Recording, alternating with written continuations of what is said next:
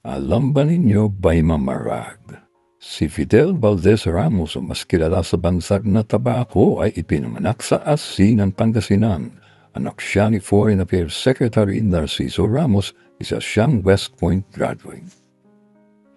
At tanging career military officer na umabot sa ranggong 5-star general na naging ika-12 Pangulo ng Pilipinas mula 1992 hanggang 1998. Noong Marsyalo ng 1972 siya ang pinuno ng Philippine Constabulary at INPO Integrated National Police.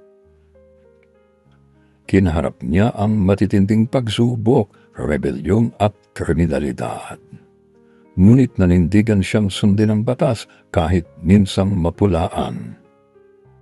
Tiniis niya ang hirap, paninira at delikatong kalagayan upang mapanatili ang kaayusan.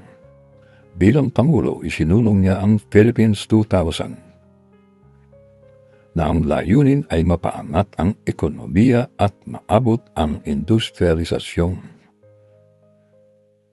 Ngunit kasabay nito, inakusahan siya sa mga isyu gaya ng Centennial Expo sa Clark, Pampanga, Amari Deal at Fort Bonifacio privatization.